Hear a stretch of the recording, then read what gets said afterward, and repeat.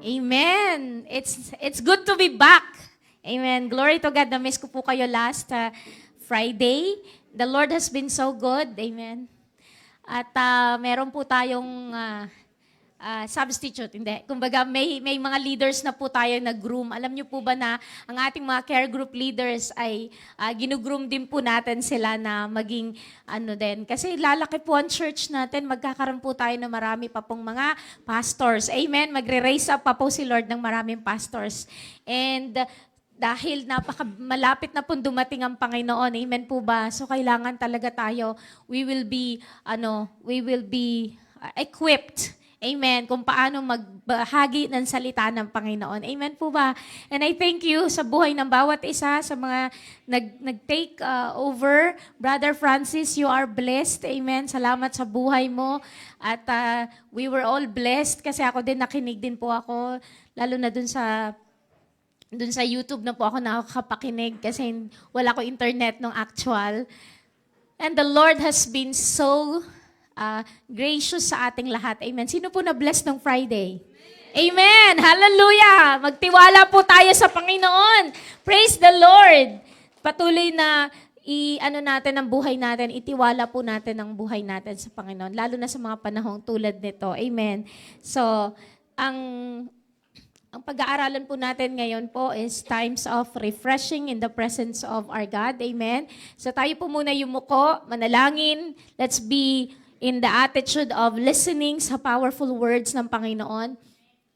Let's ask God to guide us. Amen. Heavenly Father, sa oras pong ito, patuloy kami nagtitiwala sa iyong kapangyarihan, Panginoon, Lord, nalulukuban mo po ang lugar na to. Let your glorious presence, O God, fill this place, O Lord God.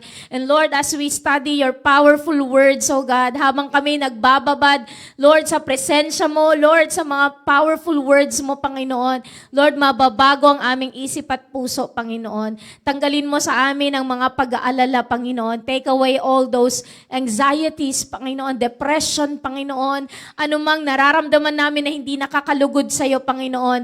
In the name of Jesus, Lord, amin pong inuutusan, Lord, every high thing that exalted itself against the knowledge of God to bow down before the throne of our God. In the name of Jesus, anumang kaisipan na hindi nagbibigay kaluguran sa Panginoon, anumang motibo ng puso namin na hindi po nakakalugod sa iyo, Panginoon, ay amin sunusurrender sa iyo, Panginoon. Lord, let your holy blood cleanse us, O God. Hallelujah. At sa umaga pong ito, Panginoon, dalangin namin, O Diyos, na bawat isa sa amin ay handa para makapakinig ng iyong salita. That we will be refreshed this time, O Lord God. Lord, lahat ng mga nauuhaw, Panginoon, Lord God, punuin mo po kami, Panginoon, Lord. Satisfy our hunger and thirst, O God, with your presence today, O God. Lord, itago mo ako sa iyong likuran. Hindi po ako, kundi ang iyong salita, Panginoon, O God, ang mapakinggan ng iyong mga anak. Marami pong salamat at mula umpisa hanggang dulo, Panginoon, ng preaching na to, Lord, ikaw po mabigyan ng kaluguran. Lord, ito po ang aming samot dalangin. In Jesus' name we pray. Palakpakan po natin ang Panginoon. Amen. Hallelujah. Praise the Lord. Sino po expectant may gagawin ng Panginoon sa iyo ngayon? May gagawin ng Panginoon. Amen. Hallelujah. Praise the Lord. So times of refreshing. Amen. Yung bago natin i-diretso po itong times of refreshing, i-review natin yung topic natin last week, the rules in living a rich life. So paano ka magiging matagumpay sa buhay na to. Amen.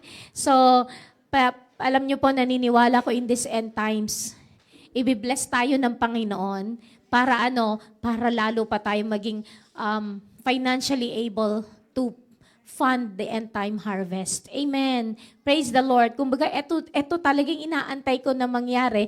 Pero hindi ibig sabihin na hindi pa tayo blessed hindi tayo susuporta sa end time harvest. Dapat lagi na iniisip natin, kaya may trabaho tayo, kaya may blessing pa po tayo because the Lord wants us to really fund the end time harvest. Napakalapit na yung pagdating ng Panginoon. So alam mo yung kung inimbak mo na lang ng inimbak yung mga blessings mo, yung kaperahan mo, tapos hindi mo fina-finance ang end time harvest. Baka mamaya dumating na si Lord. para kanino yung inipon natin, di ba? So dapat, let's get wisdom. Sabi nga ni Brother Francis, wisdom, amen. So let's ask God for wisdom. Yes, ibibless tayo ng Panginoon, but the wisdom, paano natin i-spend yung ating pong blessing. Amen po ba? Amen. Hallelujah. So ngayon, times of refreshing, napapagod ka na nga ba kapatid? Amen. Worn out. Pastora, araw-araw na lang yata nasa church kami. Hello, nakakapagod. Hello, are you feeling that way? Or parang routine na lang yata, Pastora, yung attend kami tuwing Friday. Are you in that situation? How long have you been in God's presence? Alam niyo yun, gaano ka nakatagal na nakaranas na nasa presensya ng Panginoon. Kumbaga parang, grabe noon, naranasan ko, sobrang sarap. Pero, ito ba ay madalas mong nararanasan o matagal mo nang naranasan and you're longing to experience once again the presence of God? Amen. Yung pag-ibig mo ba sa Panginoong Hesus ay lumalalim sa bawat araw? Praise the Lord. Amen. So dapat dumating tayo sa point na gusto pa nating makilala ang Panginoon. Amen. Kung may pinagdaanan ka mga kapatid, matindi man yung dinaanan mo, mga bagyo sa buhay mo, but just long for the presence of God. Amen. Alam niyo po ba na ang totoong nakaka-refresh ay ang presensya ng Panginoon? Siya lang po talaga. Hanapin niyo na ang ibang bagay, mapapagod kayo at walang kwenta kapag hindi ang Panginoon ang hinanap natin. Amen. Na alam niyo po ba, the finance, yung pera, pag marami kang pera, masarap din ang pakiramdam pero it won't last. Marirealize mo ay, hindi pala pera. You tried your best to ang tawag dito, habulin mo ang kaperahan. Hello? Pero pagka nandun ka na pala, hindi naman pala yun ang katugunan. Nagkakaintindihan tayo? I'm speaking on my experience din po. Kasi nung bata kami, yung hirap ng buhay, alam niyo yun, yung halos wala tayong makain, and hindi ko alam kung dumaan kayo doon. Tapos ngayon, yung abundance, nandito tayo, ang buhay mo, naka-AC ka, nagkakaintindihan tayo. Pagka naiinitan ka, mag-switch ka ng AC, wow, ang sarap. We are living in a comfortable lives. Amen po ba? Kumbaga, hindi ito yung, nung bata ako, hindi ko sukat akalain dadating ako sa point na, ang sarap pala ng comfort, diba?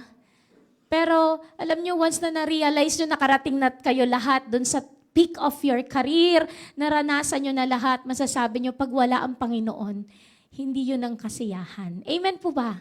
Hindi totoo, it will not spell yung siguro pag marami akong pera, masaya ako. Siguro pag yung career ko, nandun ako sa top, tsaka na lang ako makakaramdam ng, alam niyo, yung satisfaction. I'm telling you, hindi doon.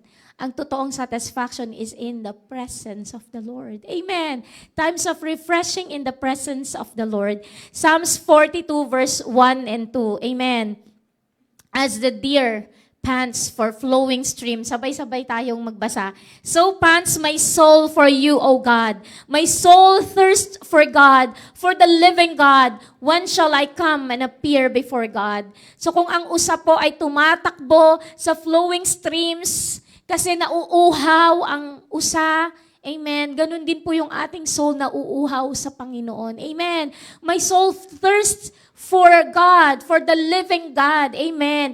Kung meron kang kinakauhawan, amen, higit pa sa tubig, amen, higit pa sa anumang bagay sa buhay mo, ay ang presensya ng Panginoon. Amen po ba? Amen. Are you with me? Nagkakaintindihan tayo? Nararanasan nyo yung example? Hindi po masama na maging successful sa career, yun naman ang gusto natin. Hindi masama na magkaroon tayo ng malaking mga sahod. Amen. But then, I want you to know na darating tayo doon, pero wag mawala yung longing natin sa presensya ni Lord. Amen. Kumbaga, as we long to know the presence of God, kasabay po nun, dadalhin ka ni Lord, gagabayan ka ni Lord. Doon ka dadalhin ng Panginoon. As you listen to God, dadalhin ka sa batis kung saan makakainom ka. Dadalhin ka ni Lord sa greener pasture kung saan lalaki pa yung sahod mo. Amen. As you seek God first and His kingdom, all these things will be added unto you. Ibubuhos ni Lord ang masaganang buhay sa atin, pero hanapin natin ang Panginoon. Amen. Praise the Lord. Hallelujah.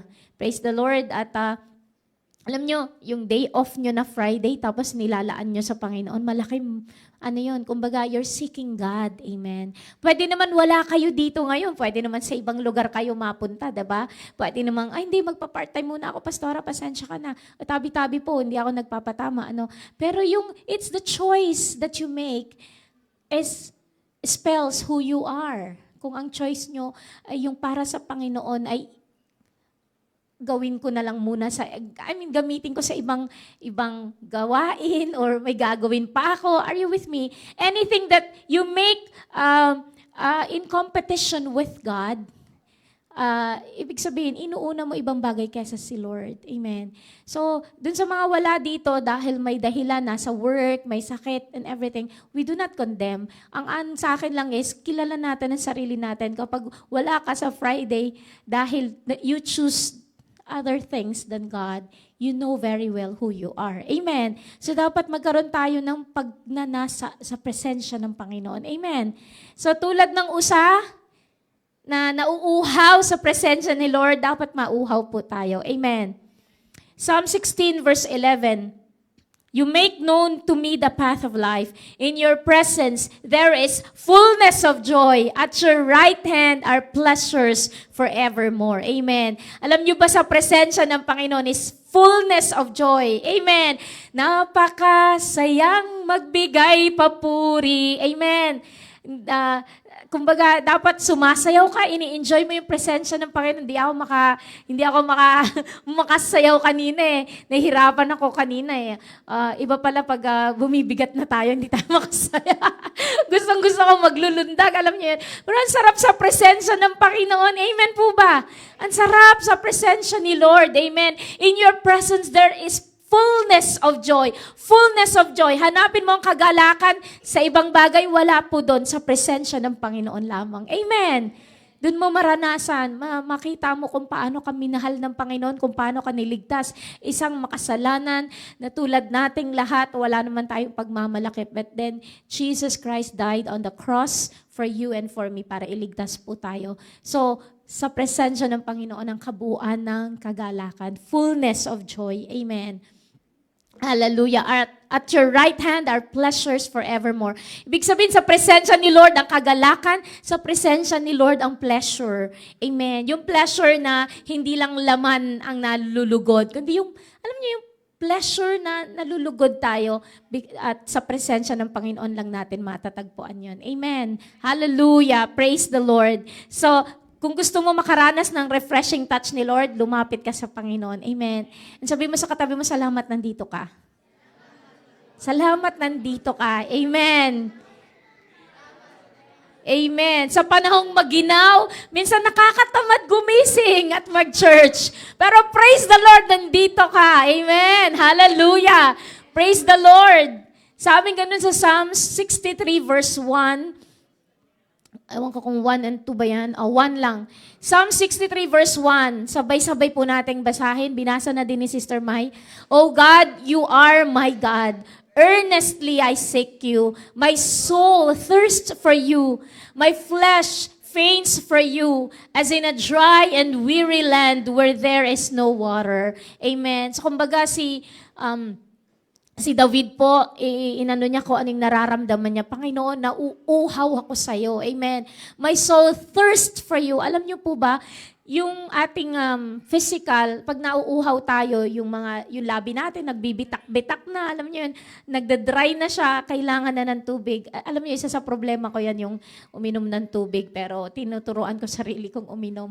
Mas nakakainom nga po ako ng coffee kaysa tubig. Kailangan lagyan ng lasa yung tubig para makainom ako. Pero alam niyo, patawarin ako ng Panginoon kung sa nawa, hindi sa spiritual, yung soul dapat nag-uuhaw sa Panginoon. Kung paanong nauuhaw tayo physically sa tubig, amen, dapat mauhaw din tayo sa presensya ni Lord. Amen po ba? So, kauhawan natin ang presensya ng Panginoon na mararamdaman mo na parang wala nang silbi ang buhay pag wala si Lord sa buhay mo. Amen po ba? Dapat dun yung estado ng buhay mo. Hindi yung parang okay lang kahit walang church, okay lang kahit wala akong prayer, okay lang kahit wala, kaya ko, hello. Dapat nandun ka sa point that you long for the presence of the Lord. Amen po ba? My flesh faints. Sabi niya ganon. Faints to you as in a dry and weary land where there is no water. Yan yung nararamdaman ng buhay ni David sa presensya ng Panginoon. Ganon, kaya nga si David is a man after God's heart. Kasi alam niyo yun, kahit mag-isa niya, habang binabantayan niya yung kanyang mga sheep, nagpi-play siya, amen, ng harp, nag-worship siya sa Panginoon, amen. Kumbaga parang walang time para, instantaneous, pagka-feel niyang mag-worship siya. Amen po ba? Yung 24 hours kang nakakonect sa Panginoon. Amen po ba? Nagkakaintindihan tayo. Kahit nag-work ka, nandun ka na nag-work, busy-busy ka sa work mo. Yes, Jesus. Thank you, Jesus. Yes, Lord God. Yung hindi mo namamalayan na nakakapagsalita ka, nag-worship ka. Are you with me? Na bawat linis mo siguro dun sa kubeta, kung ano yung ginagawa mo. In Jesus' name, Lord, kumilos ka. Are you with me? You're full of, sorry naman sa term, pero yun nga, kahit saan nililinis mo yung kwarto ni madam or whatever sa mga sitra ladies, sa amin po, kahit yung paperworks, nagpiprint ka, nagdo-drawing ka, kayo mga engineers, may ina-analyze kayo, you invite the presence of the Lord in your life. Amen.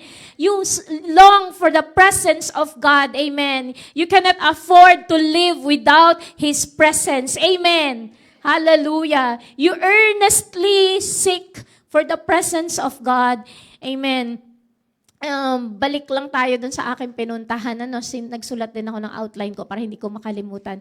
Yung significance po ng aking pagpunta sa Armenia, hindi lang po siya pasyal. Alam niyo po ba na sabi ko, papasyal ako, may usapan pa kami ng mga kaibigan ko na punta kami ng Armenia. Pero yun, pasyal lang yun. Biglang binukas ni Lord po ang bansang Armenia para pupunta kami na mag-intercede sa bansang ito. Nung una, close yung registration kasi madami na po. Over na yung mga 300 na daw po yung nag-register. So, close na. Pero pumunta dito sa Bahrain yung pinaka overall nag-found po ng family. Inopen nila sa Bahrain. Sabi nila, we want Bahrain to come to Armenia. So I was given the chance. Amen. And so, actually, ang hirap magkwento kapag nasa on-air. Kasi masyadong mga sensitive yung sitwasyon po na pinagdadaanan ng bansang ito. Pero the first state to be declared as a Christian nation. At ginawa nila ang Christianity bilang official religion of the state is Armenia. Kumbaga in the history, Armenia po ang pinakamatanda na bansa na nag-declare that Christianity and Jesus Christ po ang kanila pong kinikilalang Diyos. Amen. Napakalalim po ng story niya and ayan, nandyan pala. Anyway, the kingdom of Armenia was the first state to adopt Christianity as its official religion under the rule of King Tiridates, hindi ko alam sabihin, the third of the Arsacid dynasty in the early 4th century. Amen. So, napakayaman ng story ng bansang ito. And yung pagpunta namin doon is very significant po. Kasi parang iba't ibang bansa, almost 35 nations worshiping the Lord, na parang pinapakita lang na this will be itong itsura ng glorious church pag inirapture ng Panginoon. Kung ba para nakita na tongues, colors, alam niyo yun, hindi lang isang lahi, lahat ng lahi nag-worship sa Panginoon at ganun po itsura ng kalangitan na nag-worship po bawat isa.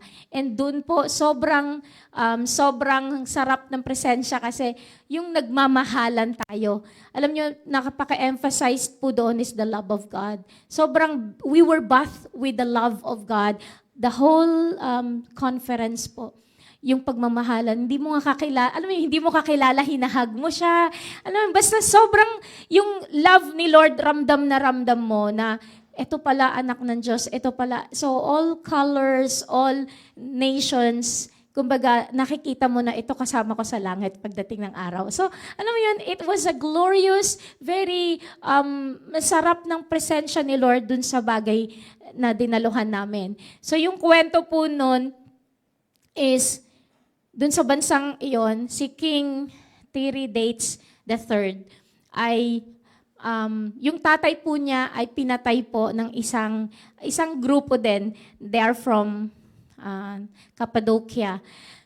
Ngayon, nung pinatay nung tatay, tapos yung anak nung tatay na pumatay doon sa tatay ng hari ng Armenia ay pinatay din lahat. Ang nag-survive lang si Gregory. Si Gregory naman pinalaki sa isang Christian atmosphere, or lumaki siyang naging Christian siya at natutunan niya yung espiritu ng pagpapatawad. Pumunta siya ngayon doon sa Armenia para mag-evangelize sa bansang ito. Pero nung pinapa-worship siya, pinapa-offering po siya sa isang pagan god, ayaw niya kasi Christian siya. Dahil doon nagalit yung hari, pinatapon siya sa dungeon. Yung dungeon na yon, for 13 or 15 years po siya na nandoon sa dungeon. Pakita naman ng dungeon. Pwede ba nating ipakita yung dungeon? 13 to 15 years na nandun siya. Yan ay kumbaga in-improve na yung dungeon na yan. Pumunta kami doon para makita namin yung dungeon. Napakakitid, napakaliit po. Ang hirap pong umakyat. Pero nakapunta po ako dyan. Picture po ko po yan. Ako yung kumuha ng picture na yan. So, itinapon po sa dungeon, lalo na nung nalaman ng hari na si Gregory pala ay anak nung nagpatay sa tatay niya. So, ganun yung political story. Pero alam nyo, after that 13 to 15 years na pagkatapon dyan sa dungeon, akala ng iba patay na si Gregory. Pero because of him being a Christian, persecution yun tinapon siya doon dahil ayaw niyang mag-worship doon sa Diyos na pinaglilingkuran ng mga nung bansang yon. Pero nagkasakit po yung hari and kailangan siyang gumaling doon sa sakit niya. Napanaginipan ng kapatid ng hari na ang magpapagaling sa kanya is yung nasa dungeon na Christian. So pinuntahan nila, nagbakasakali sila kung buhay pa. Buhay po siya and inangat sa dungeon and pinagpray po niya yung hari and yung hari po ay gumaling. And kasama po niya yung hari na nag-evangelize sa buong bansang Armenia.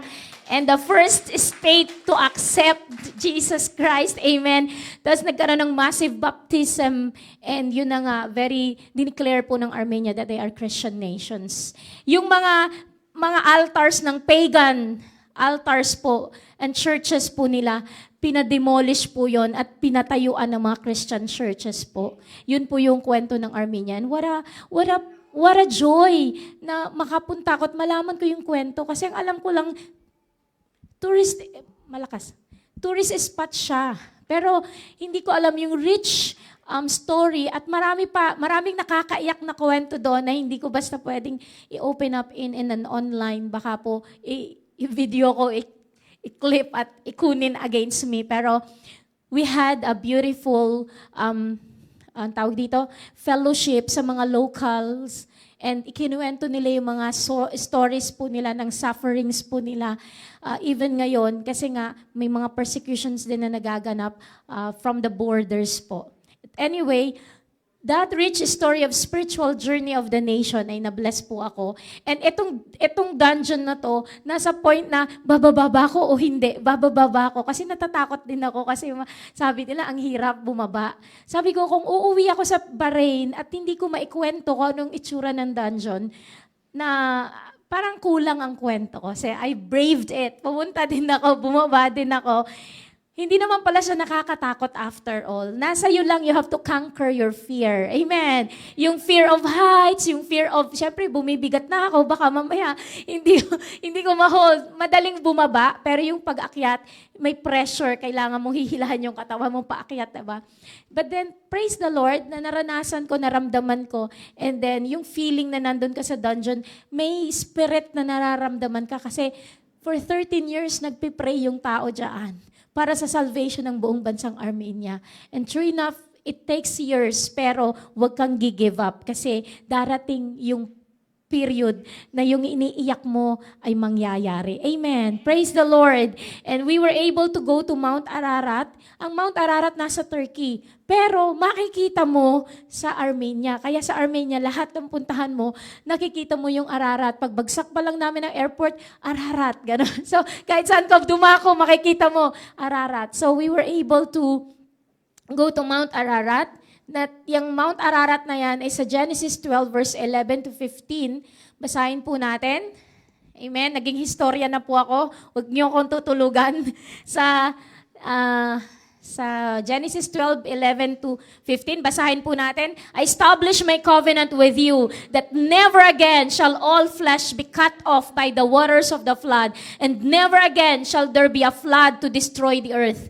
And God said, this is the sign of the covenant that I make between me and you and every living creature that is with you for all future generations. So I have set my bow in the cloud, and it shall be a sign of the covenant between me and the earth when I bring clouds over the earth, and the bow is seen in the clouds. I will remember my covenant that is between me and you and every living creature of all flesh, and the waters shall never again become a flood to destroy all flesh. Amen. So sinabi dito yung rainbow nung panahon na si Noah ay lumapag na sa tubig. Kung babasahin yung Genesis chapter 8, nung nalubog ang buong mundo, ang Ararat na mentioned sa Genesis 8, sa Mount of Ararat, another 25 feet higher than Mount Ararat, ganun po kalalim ang tubig. At nag-rest ang ark doon sa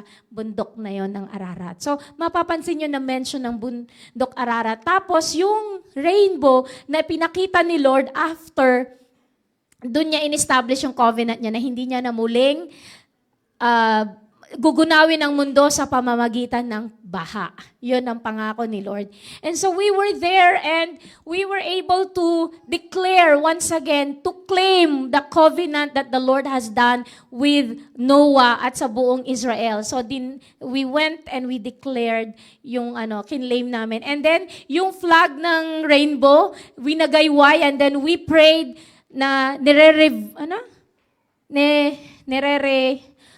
nire-redeem namin yung flag ng rainbow kasi it's been used by LGBT. So, ni-reverse namin yung ginagawa ng LGBT na rainbow ang flag nila because that has always been God's design and promise sa mga tao. So, hindi natin pwedeng ibigay na lang ng ganun-ganon yung rainbow flag na yon. Amen. So, I was refreshed personally sa aking pong trip. I was able to be part of the Watchman for the Nations. Ang tawag po ng Watchman for the Nations, kumbaga, we pray for nations. So, ngayon, Armenia ang pinag-pray namin. Sa susunod, hindi ko alam saan ulit pupunta. Pero, these people, hindi man kami laging pwedeng pumunta, pero we were given the chance to be part of it and to witness what God is doing in nations. Amen. So, praise the Lord. Ako po ay isa lang po sa 2 Pilipinong nakadalo. So, alam niyo, nakaka-bless din po that the Lord is putting me in some kind of gathering na tulad nito at para maipasalubong ko din sa inyo yung kwento. Amen. So, na-bless po ako. Madaming treats, yung spiritual tours, and na-upgrade po ako sa business class. So, nakaka-refresh po. But then, in my journey po sa Armenia po, dinala ko po itong libro na to. Kasi sabi ko, sa tuwing lumalabas ako ng bansa, kapag may mga idle time ako sa airport or kung saan, gusto kong may binabasa ako. Minsan nga sa airport, sa bookstore, pupunta ako para bumili ng libro habang inaantay ko yung layover ko na 4 na oras, ganon. May natatapos akong libro. Sabi ko, magbabasa ako. So, tinignan ko pa lahat yung mga libro ko, alin ang bibit-bitin ko. And then I prayed, Lord, alin sa mga libro na to ang bibit-bitin ko? Alam nyo, my eyes landed on this book and you know very well what this book is. Ito yung sekreto ng kung bakit si Pastora Inel tumatayo pa rin hanggang ngayon at naglilingkod sa Panginoon. Isa sa inspirasyon ko ay ang libro na to. Amen. The Heavenly Man book. Amen. So, etong fiery testimony ni Brother Yun, it made me cry in desperation of how difficult Christian Chinese churches. Amen. So they have to endure a lot of sufferings para lang sa pananampalataya nila. Pero alam nyo, ang churches sa China, kahit na persecute maraming pinatay, maraming in-execute, alam nyo po ba, they are full of power. Bakit? Sobra nilang mahal ang Panginoon. Sobra silang naglolong sa presensya ng Panginoon. Sobra nilang minamahal ang salita ng Diyos. Alam niyo po ba, to the point that they memorize chapters. They memorize the Bible. Amen. Alam niyo, nanliliit ako kasi sa totoo lang, matagal na akong Kristiyano. Gaano na ba kadami ang aking na-memorize ng mga verses. Alam niyo, sa panahong nasa kulungan po, lumalabas na lang, nire-remind na lang ni Lord yung mga verses sa Kanya kasi wala siyang hawak na Bible. Alam niyo yun? The words of the Lord comes alive. Bakit? Meron kang minemorize, meron kang huhugutin. Amen po ba? Nagkakaintindihan tayo. Ang dami nating hugot. Amen. Pero ang tanong, yung hugot mo ba galing sa Panginoon? Amen. Galing ba sa Biblia ang mga hugot-hugot natin? Amen. Hugot-hugot tayo kung kani-kanino, mga vloggers, mga kung sino-sino, mga sikat na pero yung salita ni Lord, nahuhugot ba natin sa mga panahong kailangan natin ang Panginoon? Kailangan natin ang presensya ni Lord. Alam nyo, wala namang bayad sa akin, no, nire-recommend ko to, no? Pero it changed my life. Ang laki ng pagbabago sa buhay ko. Tapos nung sinearch ko nga sa YouTube, meron palang audio. Pinakinggan ko din yung audio. Ang sarap, binabasa mo, pinapakinggan mo. Napakahirap. Mabigat ang atmosphere kasi puro sufferings. Pero I want you to know, if you want to be a Christian na meron kang direksyon sa buhay mo at yung buhay mo, malaman mo yung purpose mo, I encourage you to read it as well kasi mabibless ka sa testimony sa pinagdaanan ng taong ito. Amen. Buhay pa po siya hanggang ngayon. Nabibless ako sa kanya. John 12:24, basahin po natin. Truly, truly, I say to you, unless a grain of wheat falls into the earth and dies, it remains alone. But if it dies, it bears much fruit. Alam nyo, yan ang isa sa mga ng mga Chinese Christians. Yan po yung parang sigaw ng puso nila na, kumbaga, unless a grain of wheat, 'di ba, pag namatay ang kahit palay, pag namatay ang palay, tinanim, tsaka pa lang siya magbe-bear much ng fruit. Nagtatanim po ako ng halaman, mga seeds, Kailangan yung seed mamatay muna. Pag namatay, kasama nung yung dumi, yung fertilizer, di ba? Usually, dung or, yung tain ng kung ano-ano, 'di ba? Yun yung pero kapag ang seed na pressure na ang environment niya, pangit yung kinalalagyan niya, pero nagta-thrive ang seed and then nagso-survive siya and nagbe-bear ng fruit. So, kapag ang sitwasyon mo ngayon, kapatid, hindi maganda, pangit, nahihirapan ka, nag-struggle ka, keep it up, magpatuloy tumawag sa Panginoon because you need to die to yourself, you need to die to your flesh. Amen. Lahat ng mga hindi maganda, kailangan mamatay muna tayo sa mga hindi nakakalugod sa Panginoon and then something will arise. Amen. Ikaw ay binago ng Panginoon. Amen. Born again experience ka ngayon. Amen. Hallelujah. So, kailangan po maranasan po natin, dumaan tayo sa mga sitwasyon. Kahit pangit po yung sitwasyon, magpatuloy ka sa Panginoon. Yung sitwasyon mo, hindi magdidikta sa'yo na hindi na nga ako magpapatuloy kasi ang hirap ng sitwasyon. The more pangit yung pinagdaraanan mo sitwasyon, dahil dadating tayo lahat sa mga persecutions at pangit na sitwasyon, but then we will always Amen. Experience the grace of God. Pangako niya, I will never leave you nor forsake you. Amen. Hallelujah. Alam niyo, sabi ni Brother Yun, hundreds of Western missionaries spilled their blood in our land in the past. Their example also inspired us to be willing also to die for the Lord wherever He leads us with His message. So alam nyo, marami po kasi na talagang tinangka na dalhin ang gospel sa China and they failed. Bakit? Bakit gustong-gusto nilang China puntahan? Napakalaking bansa, pinaka-populated sa buong mundo. Amen. Pero alam nyo, nung nung ang revival nag-sweep sa bansang ito, hindi mo mapigilan. Kahit sila kinukulong, alam nyo yun, lahat, never po nilang ipinakilala kung sino yung mga grupo nila, hindi nila. Eto nga, kapag tinatanong ang pangalan niya, sinisigaw niya, "My name is Heavenly Man." Kasi tawag sa kanya, Heavenly Man. "And I live in the heavens." So parang sira ulo ka, ginaganyan siya. Pero hindi niya pwedeng sabihin ang pangalan niya. Kasi ang tanong, anong pangalan mo? Anong pangalan ng mga kasama mo? Saan ka nakatira? Lahat ng interrogation na ganun. Hindi, it took them a while bago nila nakilala kung sino siya. Kasi ang pangalan niya, Heavenly Man. Amen. So, Acts 3:19-20. Basahin po natin. "Repent then and turn to God so that your sins may be wiped out, that times of refreshing may come from the Lord, and that He may send the Messiah who has been appointed for you, even Jesus." Amen. So sabing ganun, humingi tayo ng tawad sa Panginoon, lumapit tayo, lahat ng mga, kumbaga, kung ikaw ay nalulungkot, umiiyak ka na ngayon dahil sa mga sitwasyon na pinagdaraanan mo, times of refreshing will come from the Lord. But you need to repent. You need to get right with God. Baka kasi ang layo mo na kay Lord. Baka kasi marami kang pinagkakaabalahan na hindi naman para kay Lord. Amen. Get back on your knees and pray. "Lord, patawarin mo po ako. Nagpakalayo-layo ako sa iyo. Ngayon lumalapit ako sa iyo. I need your refreshing touch, O Lord God." Amen. Lumapit tayo sa Panginoon. And finally, what I learned about this book, kaya ko sinishare, Back to Jerusalem has been explained in detail dito sa libro na to. And kung paanong si Brother Yun kineri niya itong vision na to. So they train lots of YGs to learn languages and send them off to different parts of the globe. Kaya sabi kong ganun, Lord, kaya pala malapit sa puso ko kasi ito yung ginagawa ng church natin ngayon.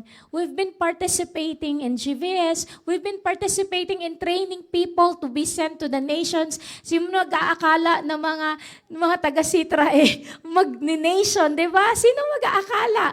Napaka-imposible, but breaking all the rules, amen? Kahit hindi pwede, we're breaking all the rules and sumusunod. Hinihipo ni Lord ang boss nila para padala sila. Are you with me? And now is the time na kahit imposible, pwedeng imposible. What I like about the churches na nakaka-inspire, itong church dito sa China, nakaka-inspire kasi walang imposible kay Lord. Lahat ng mga sitwasyon nila, nakikita nila yung pagkilos ng Panginoon. They are simple, ordinary people, but they love God so much. Amen. Sobra nilang, kaya sobrang matindi yung ginagawa ng Panginoon. Ino-oppress sila pero hindi po ito dahilan para hindi sila magpatuloy sa Panginoon. Amen. So wag na po nating hayaan na dumating sa punto na tayo mismo, amen, ay may pagdaanan tsaka pa lang tayo magseryoso sa Panginoon. Dapat it's time to get back, amen, kung saan tayo dati, amen, yung pag-ibig natin sa Panginoon na apoy noon, balikan po natin yung first love natin. Amen. Ibabasahin ko lang yung mga lyrics nung kanta natin sa na galing sa China, no? Sabi niya, "I will follow you." Sabi niya, "I will walk in all your ways, O Lord, following the calling from above. Now our eyes are turned to seek your face. Holy Spirit, come and fill this place. How you shed your blood for us, Jesus, precious Lamb of God. With all my heart, I love you, Lord. Oh, Jesus, send me and I will go. I live my life for you. I'll follow after you. With every breath I have, the gospel I will preach. And will have victory. That day will surely come. I won't turn back until you come as King." Kinakanta natin to sa GVS natin. Yung isa pa, asa na ba yun? Jesus our refuge. Sabi niya, "Jesus our refuge and our strength, forever victorious King. As we seek your face, O God, you'll shine your great light over us. The battle belongs to you, my Lord, and victory is ours in this place. We'll lift the name of Jesus Christ and praise Him eternally. The presence of our God, it shakes the whole earth. The prayers of the saints will open heaven's doors. All nations and all lands will worship you, Lord, forever to the King who's seated at the throne." Amen. Kanta natin yan sa GVS, di ba? Pero galing po sa heart of China, kung saan kaya nila sinulat siya. binibigay talaga nila yung nararamdaman nila. Etong Here I Am, maganda to. Sabi niya, O Lord, my God and King, my soul cries out to Thee. Would You receive my life? O Lord, my God and King, every idol enthroned in me, remove them from my heart. To the one upon the throne, I give You all my life as a holy living sacrifice. I come to Your altar offering all of me. Lord, burn me with Your holy fire. Jehovah, Lord my God, I bow before Your throne. Here I am for Your glory. O Lord, would You send me? For the lost and broken nations in the midst of pain, here I am, would You send me? For the nations trapped in darkness, being led to death, here I am, O Lord, send me. Alam niyo yun, habang binabasa ko, habang pinapakinggan ko, kumbaga, nararamdaman ko yung spirito ng bansang ito kung paanong nilaban nila ang kanilang pananampalataya. Amen. And Global Church of Christ, final song, The Cross of Our Christ is an everlasting love, a love that holds, never fails. We will go towards Jerusalem with this truth of Christ. With no hesitation we will stand. Though hardships come with persecution's pain, we know our faith will grow stronger still. Prepare the way, let His kingdom come. His church will rise and be victorious. Ano yung chorus niya? Holding the word, the Lord commands, rise up, Global Church of Christ. We will not turn back nor flee when we're faced with death and fear, holding revival in our hearts. Rise up, O Global Church of Christ, till our Jesus comes in glory as the King. Hallelujah. Nararamdaman niyo yung ako nararamdaman ko. Hindi ko na kinanta kasi mahaba na pagkakantayin pa natin. Pero alam niyo yun, ramdam mo yung, there's a spirit in the song. Hindi lang siya basta kanta. It's a song of declaration. And then, alam nyo, kumakanta nga si, yun sa kulungan pag hindi niya nakaya yung pain, yung torture na pinagdadaanan niya. He was just singing from his heart. Then, maririnig ng mga nakakulong. Alam nyo, it ministered. Isang hindi ko makalimutan na story na ginawa niya, na dinala ni Lord yung talamak na i-execute na few days dahil nangangagat ng mga kapwa niya kasama sa selda. Alam niyo, sobrang ferocious na siya, parang pero alam niyo, inilipat sa selda niya para daw magbago. Alam niyo, long story short, nagbago yung tao, pero madami pa siyang pinagdaanan dun sa tao na yun, bago yung tao. Pero because of the genuine love na pinakitaan nila.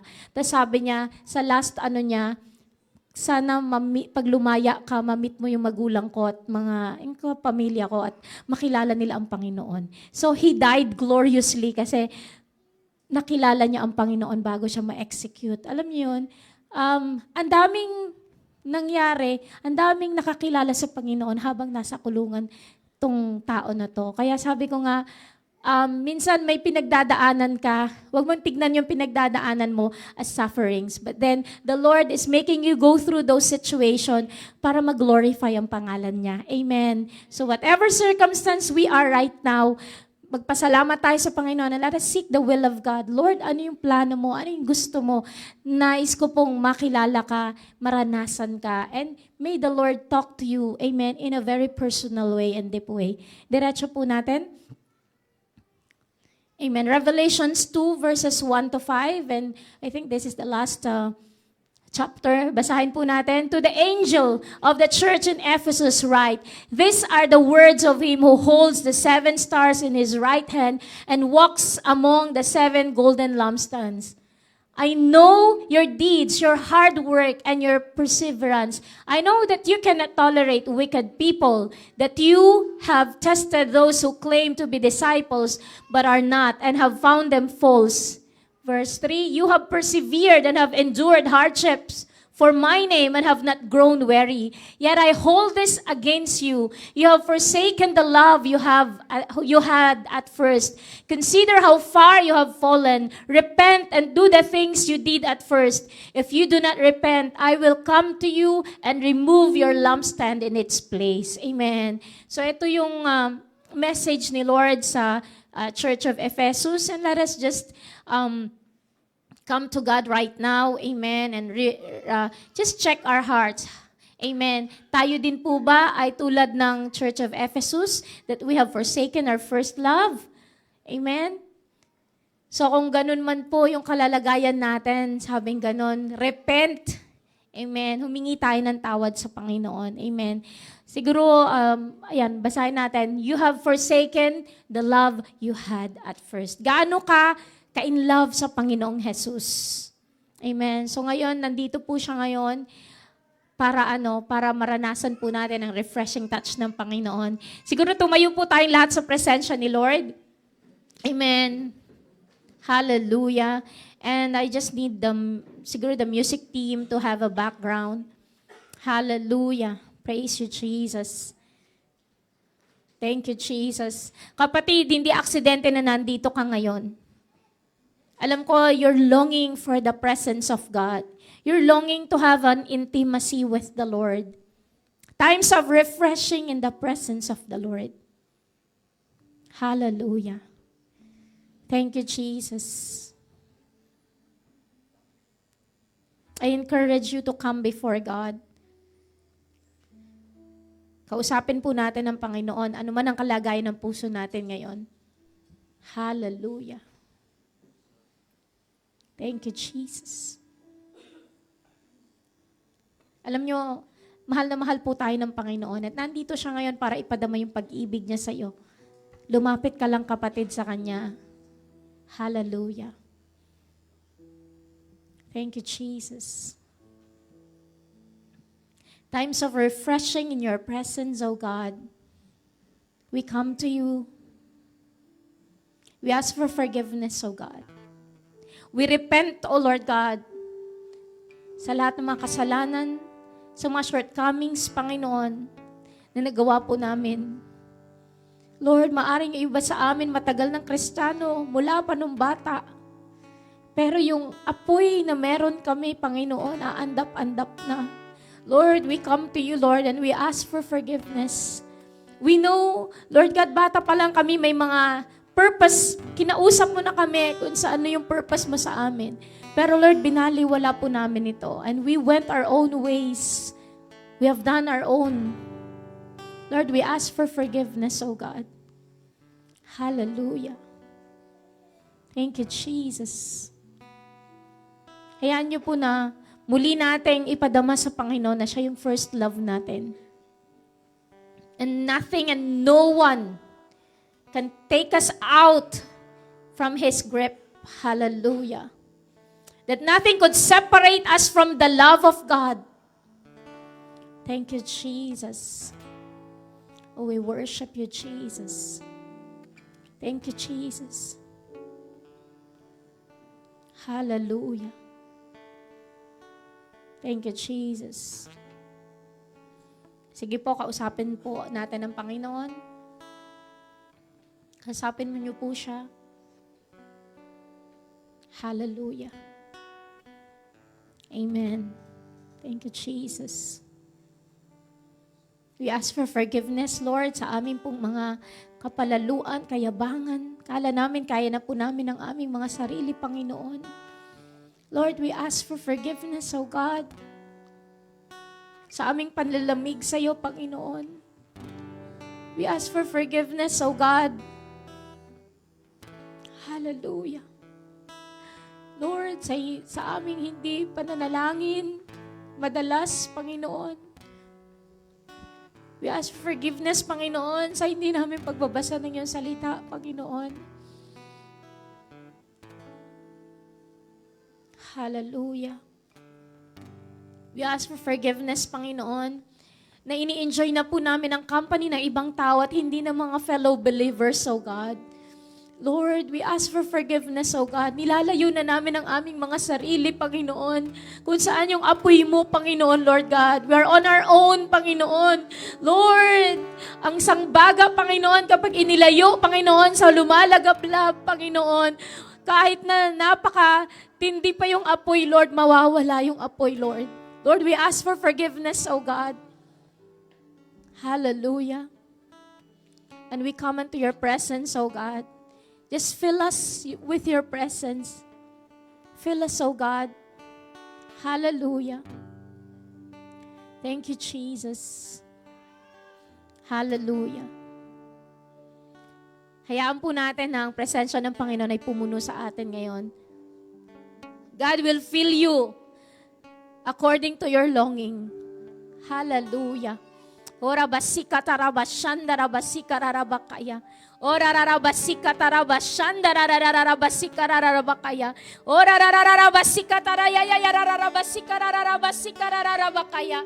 Ora rarabasika rarabasika rarabakaya. Ora rarabasika taraya rarabasika rarabakaya rarabakaya.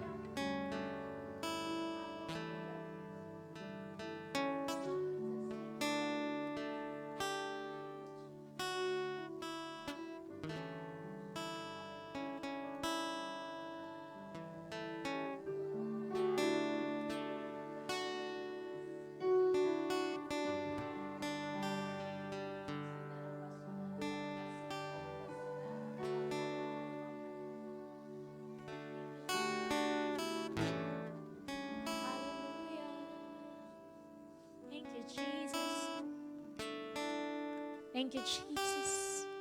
Sweep this place with your presence. We long for your presence, O God. Lord, wala po kaming ibang nanaisin, Panginoon, Lord, kundi maranasan ka muli namin, Panginoon. Maranasan namin ang presensya mo, Panginoon, Lord God. Lord, you are the only one that will, Lord, that could fill us, O Lord God. Lord, that emptiness in our hearts right now, Lord God. Lord, no one and nothing, O God, can fill it, O God. Ikaw lang, Panginoon, Lord God, ang kayang pumuno, Panginoon, sa Lord, sa kulang sa puso namin, Lord God.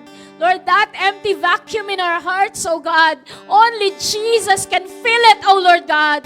Lord, marami pong salamat, Panginoon, Lord God, that we're able to endure lahat-lahat, Panginoon, because of our great love for you, Panginoon, Lord God. As you have spilled, Lord, your life for us, Panginoon, on the cross of Calvary, Panginoon. Kami naman ngayon, Panginoon, turuan mo din po kami, Panginoon, na Lord, mahalin ka, Panginoon, Lord. Hallelujah.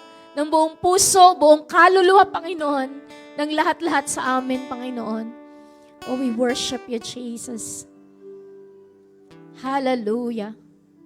Thank you, Lord.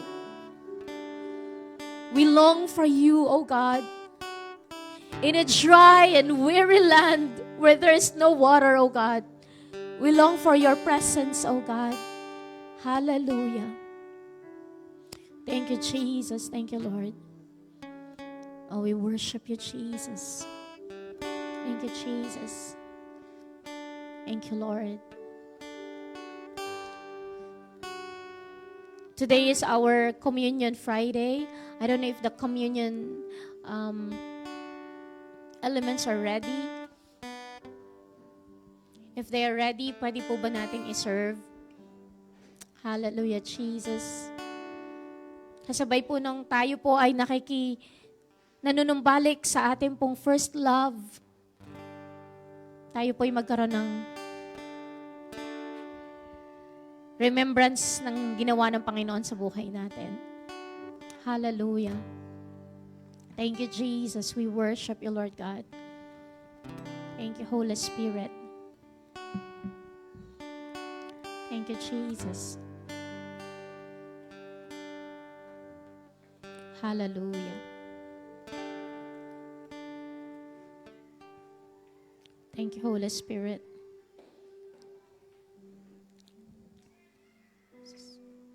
Sige po, ate pong basahin ang 1 Corinthians 11:23-29.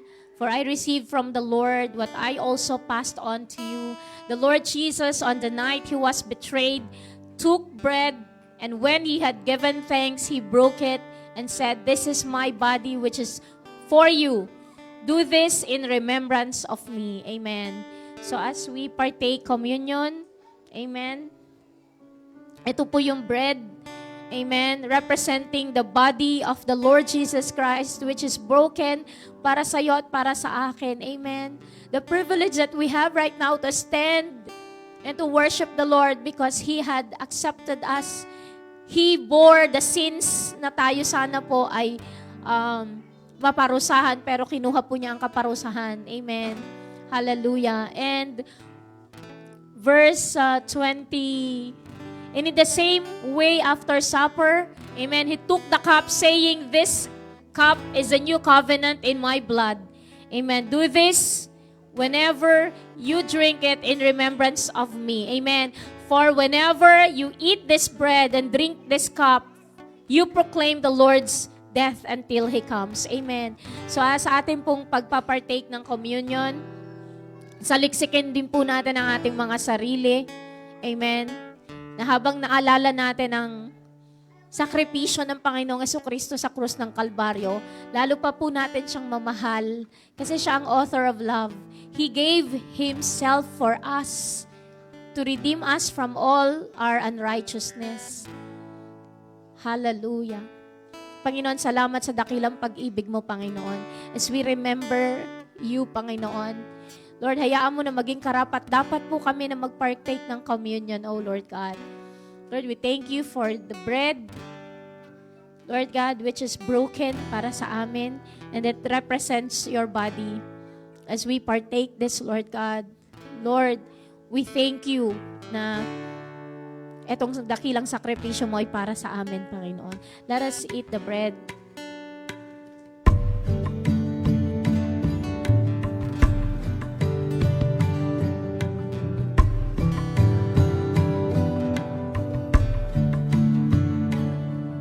As we Thank you, break Lord God, for this this cup bread, that represents your as we blood drink that this was spilled on the cup, cross, O God. Lord, salamat. Lord, we Ang banal mong dugo, remember Panginoon, ay tunay how na you gave dakila, your O Diyos. life And Lord, on we a claim victory, brutal Lord God, because of the cross. precious blood na natigi sa krus ng Kalbaryo. And Lord, kung may mga sakit at karamdaman ng bawat isa, Panginoon, we claim your healing power to flow, Panginoon, Lord God. And Lord, even we pray din po sa mga may mga galit po at sama ng loob, Panginoon, hayaan mo na ma-release po ito, Lord, as we partake our communion, Panginoon, as we take the cup. Marami pong salamat in Jesus' name. Let's drink the cup.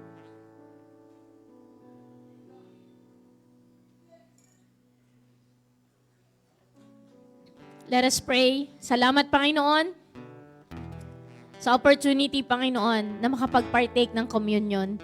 And we pray, Lord, this communion, Lord, is not just a remembrance, but then, Lord, matutunan din po namin that, Lord, even the communion of suffering, O Lord God, na whatever you've been through, Panginoon, kung kami man ay dumaan sa ganong sitwasyon, hindi po kami tatakbo at iiwan ka po namin. Because, Lord God, till our last breath, Lord God, we will confirm our love for you, Panginoon. Tulad, Panginoon, ng mga Chinese brothers and sisters po namin. Marami pong salamat, Panginoon, sa iyo ang papuri, paggalang at pagsamba. In Jesus' name we pray. Amen. Palakpakan po natin ang Panginoon. Praise the Lord. Hallelujah. Amen. Dalangin ko po na na-refresh po kayo sa presensya ng Panginoon. Amen. Tinatawagan ko po si Sis Janice.